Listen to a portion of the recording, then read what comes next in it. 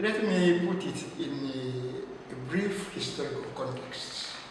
You know, the Asians came to Uganda during the colonial period, and because India has, trains a lot of technicians, so they came to work on the railway, to build the railway from Mombasa, the port in Kenya, up to Chirende mines.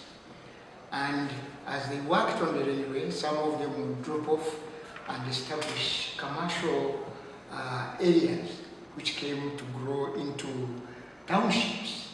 So the Asians are the ones who established the townships, the shops which were in those townships, selling commodities to the ordinary Ugandans. Now, the problem which arose was the colonial administration used the Asians as the middle class in Uganda. In other words, the British were the upper class, the Asians were the middle class, and the ordinary Ugandans were the third class citizens within their own country. And because the colonial administrators more or less favored the Asians, it created a bit of resentment, especially in urban centers, not in the rural areas. The rural areas, they cared not much about the presence of the Asians. But in the urban centers like Kampala, Jinja, Masaka, and others, there was a bit of rivalry between the Africans and the Asians. To make matters worse, the Asians stayed on their own.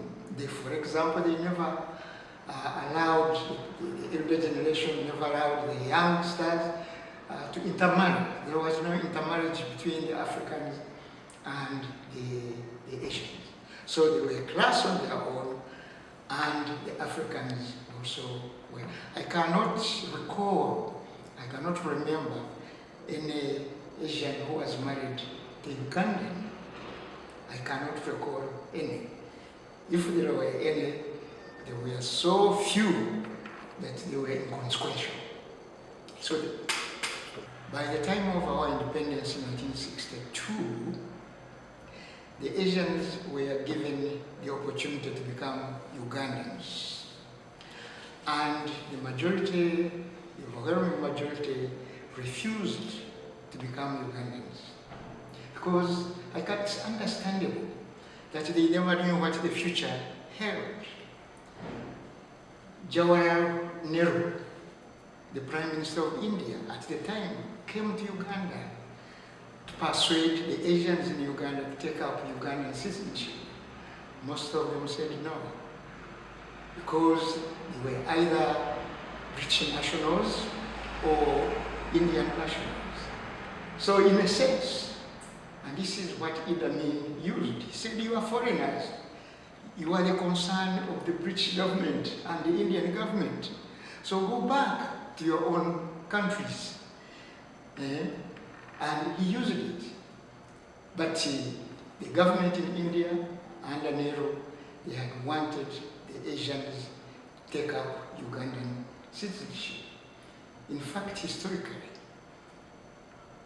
Uganda and India have had very good relations. Absolutely.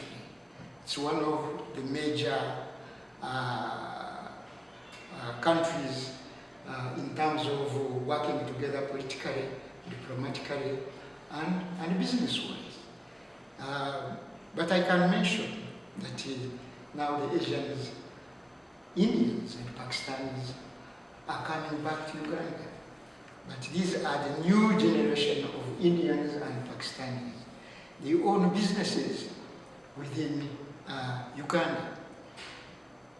But the few Ugandans, Asians who were there, like Madhvani, like Netta, those were successful businessmen.